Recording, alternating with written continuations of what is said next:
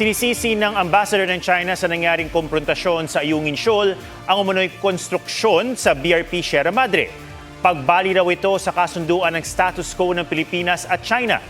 Sabi naman ng Philippine Coast Guard, pasimuno na nga ng gulo ang China Coast Guard, hinarang pa nila ang medical evacuation ng mga nasaktang sundalo. May report si JP Soriano. Humantong sa pagpapatawag sa mga ambassador ang hidwaan ng mga sundalong Pinoy at mga tauhan ng China Coast Guard sa Ayungin Shoal.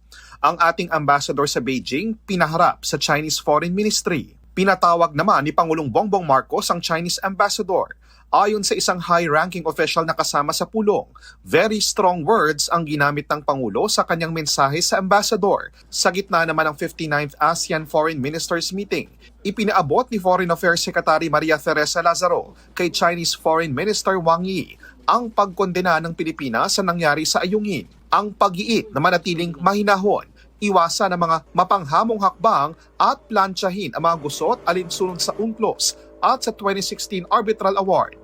Ang paliwanag ng Chinese ambassador, lumapit ang China Coast Guard dahil nakita umano nilang may ginagawang construction sa BRP Sierra Madre. Labag daw ito sa kasunduan ng Pilipinas at China na walang anumang pagkukumpuni sa kinakalawang ng barko. Because that's against the spirit of our provisional agreement. That is no new construction, keep the status quo. Okay, we agree to the resupply, agreement.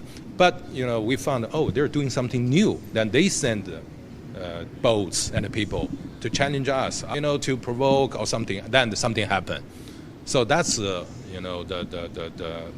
whole story. Sinusubukan pang makuha ng GMA News ang panig ng Malacanang at DFA tungkol dito, pero nanindigan ang AFP at PCG. Hindi mga sundalo natin ang nagsimula ng gulo, kundi ang paglapit ng China Coast Guard sa BRP Sierra Madre, ang outpost ng Pilipinas sa Ayungin.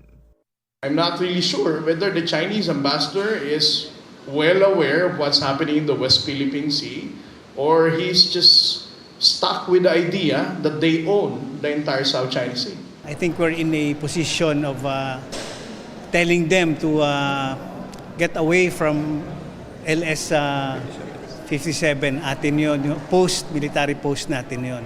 Ang sinabi naman ng China Coast Guard na pinagbigyan nila ang medical evacuation sa ating mga nasaktang sundalo, pinasinungalingan ng National Task Force for the West Philippine Sea. Giit ng AFP, hindi nila kailangang humingi ng permiso ng China.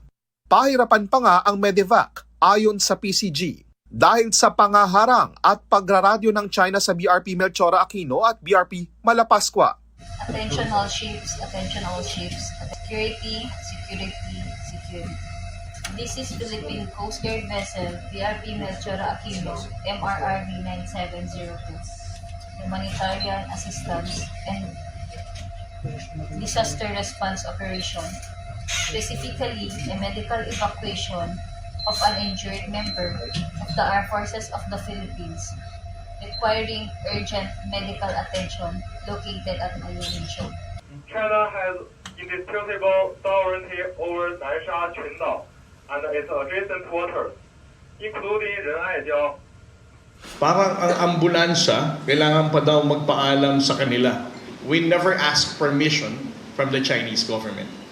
Tagumpay ang medevac ng PCG at na-turn over sa AFP kaninang umaga ang dalawang sugatang Navy personnel. JP Soriano, GMA News.